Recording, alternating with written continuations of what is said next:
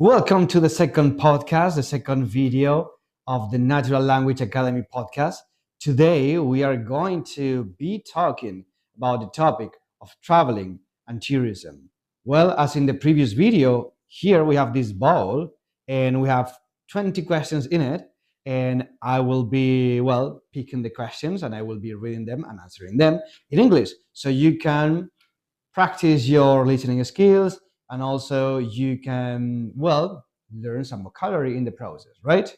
Okay, so I will be choosing the questions randomly and I will be answering them for you. So let's get started, right? Okay, question number one, and I'm picking, in this case I have the number 8. Have you ever experienced culture shocks while traveling? Yes, definitely yes. Especially when I traveled to Scotland and Ireland, and I had a cultural shock because of the way people there act when it rains, right? So the rain in these countries is something very normal, something very usual, almost daily. For us here in Spain, for Spanish people, I think it is not so common, and I think it's more strange to have rainy days here. And here in Spain, when it starts raining, we start maybe rushing when we are in the car, or even when we are walking. We just start running to the different places. We just go home and we don't go out. So in these countries, in Scotland and in Ireland, it is just the opposite. When it starts raining, people just keep doing what they were doing. Yeah, just they do their normal lives, and they don't even use an umbrella. They just continue with their normal life. So I think that's surprising. Maybe the difference is that they use this cloth which is waterproof, and so they are used to it. Okay, second question then. I'll be picking, in this case, this is the question number 9. So, would you rather travel with friends, family, or alone? Well, it depends. About traveling alone, I have had only one experience in my life. I traveled alone to London during Christmas because I wanted to see the city during this period, during Christmas time, and visiting the Christmas markets. Nevertheless, it is true that when you travel alone, you can do whatever you want. You can visit the places or the landmarks that you really want to visit. So it is just yourself. So your schedule could be as flexible as you want, right? Although it is true that you are going to start feeling lonely at some point, maybe at the beginning, maybe at the end of the trip, but you will feel alone, right? And family and friends then, family or friends. I think it depends. It depends on the plan. It depends on the city or the country that you are visiting. Probably with your family, you will do more relaxed plans, like visiting the different landmarks, maybe going sightseeing a little bit, maybe relaxing at the beach, going to different restaurants, something like that. And with friends, the plans that you normally do when you go out or when you visit on a place, it's more about going out, drinking, partying a little bit. Of course, yes, maybe some sightseeing or maybe going to some museums, who knows, or going to the beach, doing water sports, so something like that, right? I don't know. I think at this point I prefer going on holidays with my friend right now, with our friends, plural. Okay, next question. Okay, and this is the question number 2. Do you prefer traveling abroad or staying in your own country? Hmm. Such a difficult question because here in Spain we have marvelous places, we have wonderful cities and very beautiful towns. It's hard to choose. Mm, I think I would say that I'm adventurous, so I prefer discovering new places. So I'm going to choose visiting new countries or discovering new places, new cultures.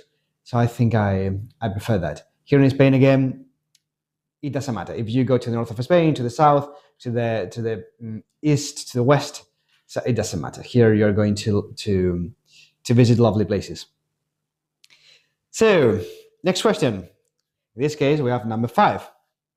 Which country would you most like to visit and why? Well, there's like a wide variety of countries to choose from. I would say Mexico, because of its culture, because of its history. I would like to visit the pyramids in Chichen Itza. I think that's the correct name. Talking about pyramids, I would also love to visit Egypt, as well as some countries in Asia, such as Japan or China, right? And also countries here in Europe, like Greece. I would like to get back to Italy as well. But if I had to choose only one, I would say Mexico. Yeah, definitely. Okay, next question then. Okay, I'm going to pick this one. This one is number 11. Do you enjoy trying local cuisine when you travel or international food franchises? Well, yeah, I prefer trying the local food, right? I know it sounds really traditional or maybe something really typical or even what tourists do. But when you travel to UK, you have to try, for example, the fish and chips, or maybe when you go to Asia, maybe to Japan. So you have to try the typical dishes there. I think it's part of knowing the culture, right? Next question. In this case, I'm reading question number 4. Have you ever missed a flight, a train, or a ship? No, I have never. I have never missed. I have never missed any of those. I'm always punctual, but I have to say I was very close. I was very close. Well, I mentioned before last time that I visited or that I traveled to London. I had to go to the airport in Madrid, and I was very very close to missing the flight because, well, I am not from Madrid. I live in Talavera, in Castilla-La Mancha.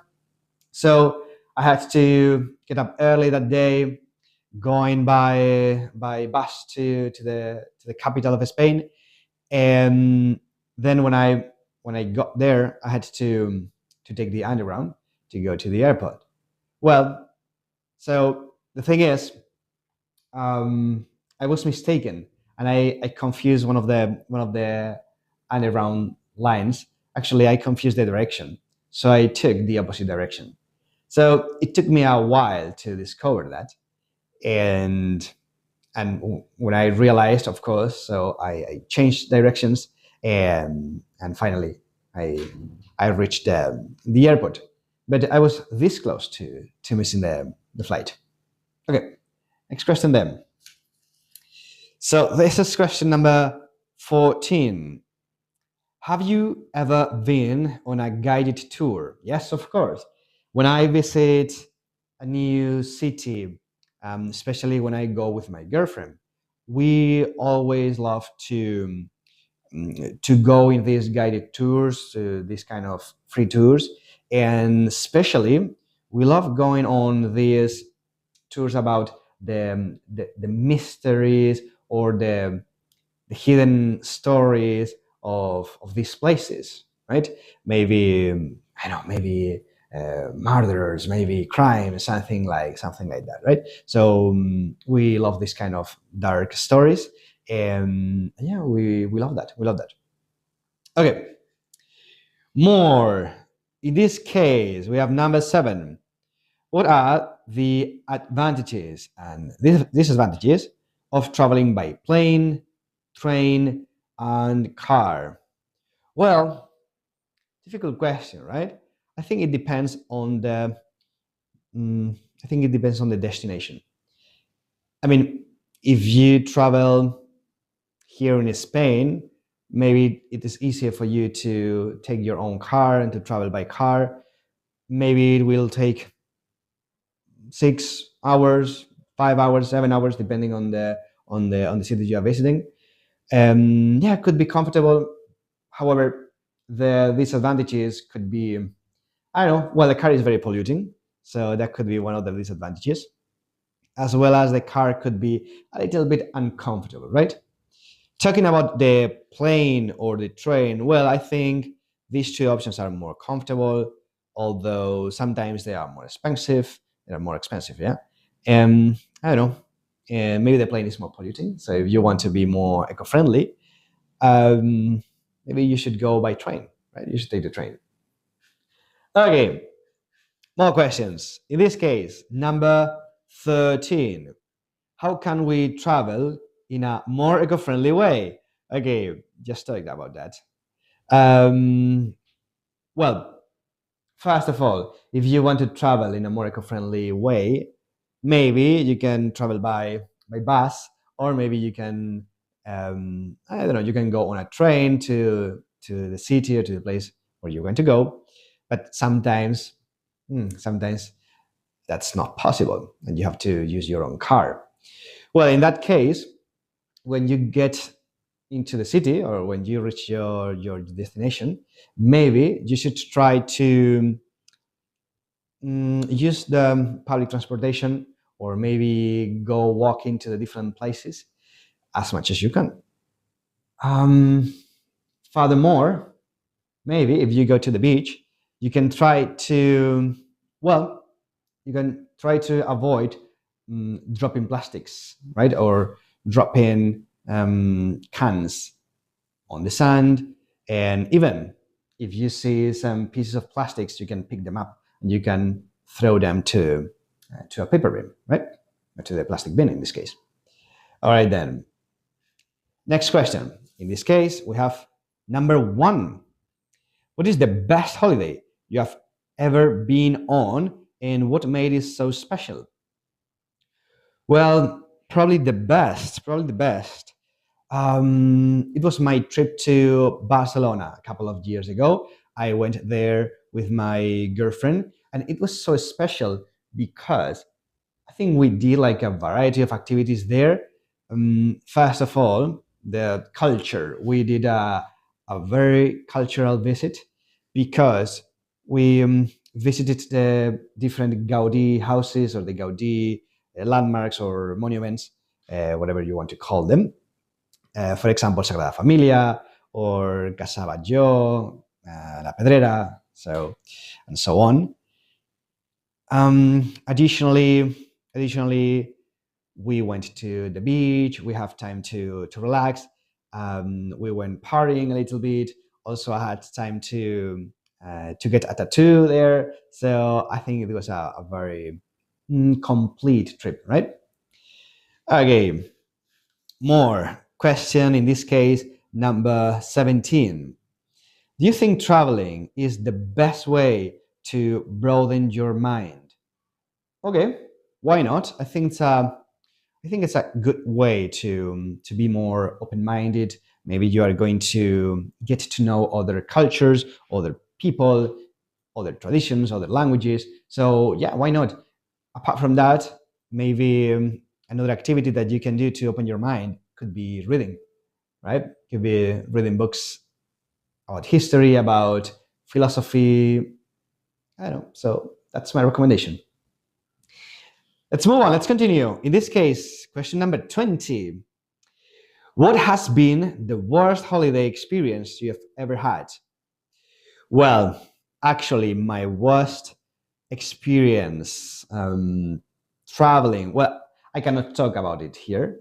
I cannot talk about it here in this video.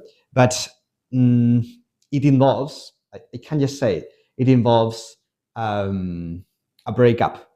Okay, it involves a breakup during the holiday. So that's as far as I can go. That's as far as I can say it right now. All right, next question. Okay, so I have taken number 19. Should popular tourist destinations place restrictions on the number of visitors they receive? This question is a tough one. Probably I think so. As I live here in Spain, I know, or we know here, the consequences of tourist or touristification. Maybe so many people in one place could make you not enjoy the place. For example, before I mentioned the Sagrada Familia, for example, if you enter the place, the church, it's a wonderful place. It's brilliant, it's marvelous. But if there are like a million tourists there inside, maybe the experience is not so great, right?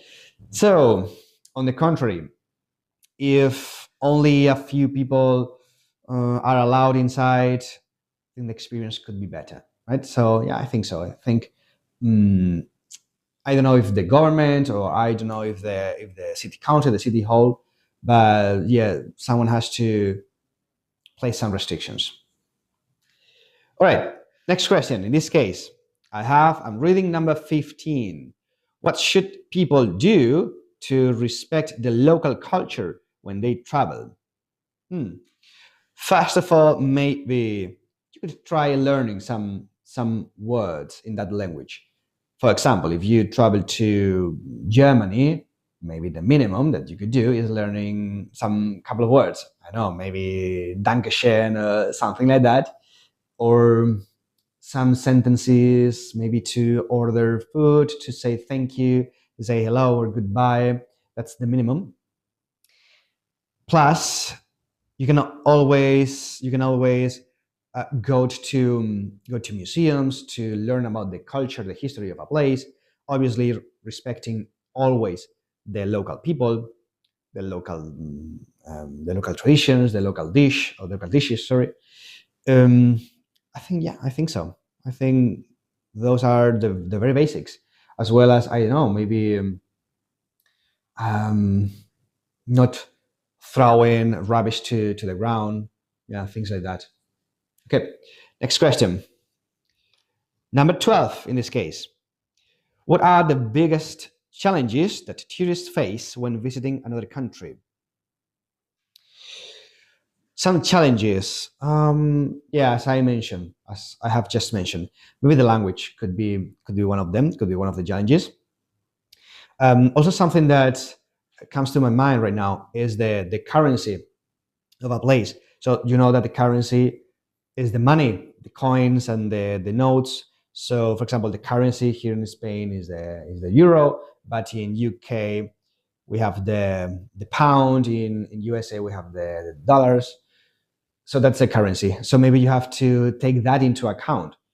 And the language, of course, and maybe taking into account the culture, the local culture. Yeah, only that, I think.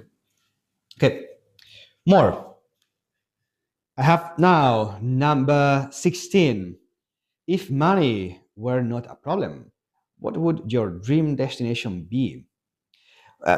Previously, I mentioned Mexico.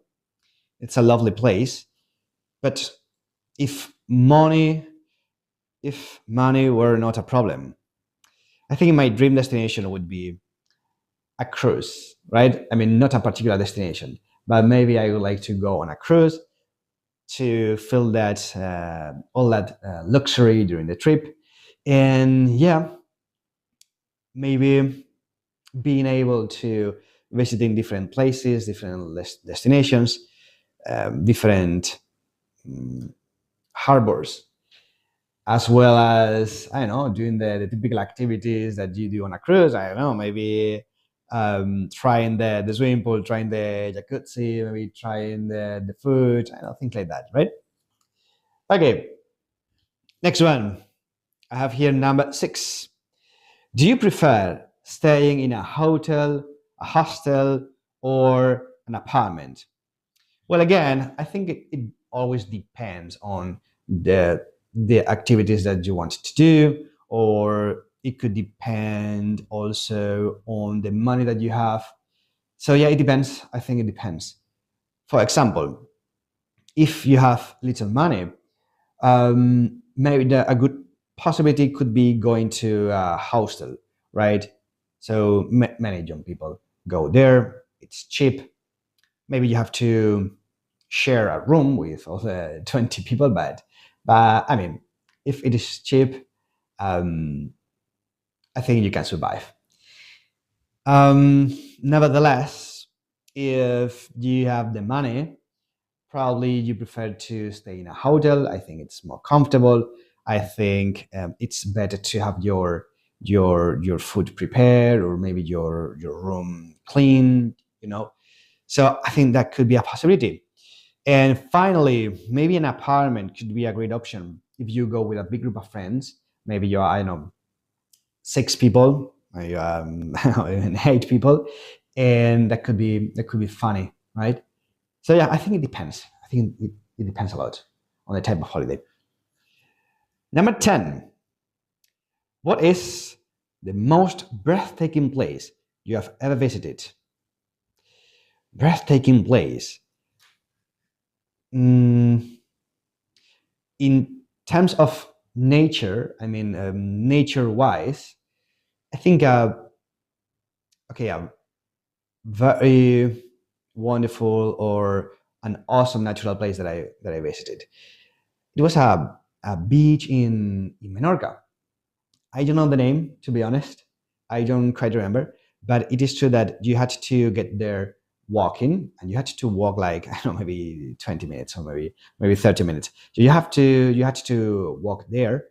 But I remember that the the water there in the beach, it was so beautiful. It was crystal clear water, and it was amazing. So it was like, I don't know, like being in another country, right? It was like being in the Caribbean.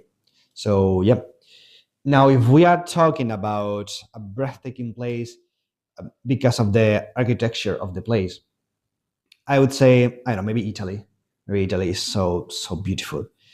And here in Spain, also, I mentioned it before a couple of times, but the Sagrada Familia Church here in Spain, it's a place that you have to visit. It's just a place that you have to visit. You have to go there. You have to admire it, and just to contemplate that work of art. Okay, number 18 now, and I think this is the penultimate question. Do you think mass tourism does more harm than good? Yeah, definitely, I think so, hands down. Again, as we live here in Spain, we suffer a lot from it. I think so. When a country or when a city is very touristic, maybe the houses there are more destined to, well, to attracting tourism, and not for housing, not for living there. So talking about the economy, it could be affected, because again, the prices of houses, mm, could be higher, and also it could be more difficult for people to live there. And again, if the economy of a country, or if the economy of a city is very focused on tourism, maybe other types of industry could be, I don't know, could be hindered, or could be affected, right? Additionally, I'm thinking as well about the ecosystem, right? Um, Again, if a lot of tourists come to your country, probably you will see it more polluted, like air pollution, also water pollution that you can see in the sea, maybe in your rivers as well, and a lot of plastics, a lot of CO2 or carbon emissions. So yeah, also the ecosystem will be affected. And finally, we have the last question here. In this case, we can find question number 3. What do you usually pack when you go on holiday? Well, my answer is the minimum possible. Okay, if I can survive in my trip with maybe a couple of shirts, maybe 5 or 6 t-shirts, maybe, I don't know, a couple of shirts, I mean, that is enough. That is enough. So I don't need to take my whole wardrobe with me. And I also think that if you need something during your journey, maybe you can stop and buy it, right? You can go shopping a little bit. You can go to whatever shopping center, or you can go to the I don't know, to the streets where you can normally see the shops and the stores, and you can buy a t-shirt, you can buy a jumper, maybe a hoodie if you are cold, and that's it. That's what I think. Well, that was the end of podcast number 2. I hope that you loved it. I hope that you liked it. And please, you can like our videos, you can subscribe to our YouTube channel so you can continue watching these kind of videos, so you can learn English and you can learn vocabulary with me, with teacher Adri, here at Natural Language Academy Podcast. Síguenos en nuestras redes sociales para no perderte futuros podcasts u otro tipo de vídeos. Además, puedes contactarnos si necesitas clases para aprender inglés o para obtener un título oficial, aquí en Natural Language Academy.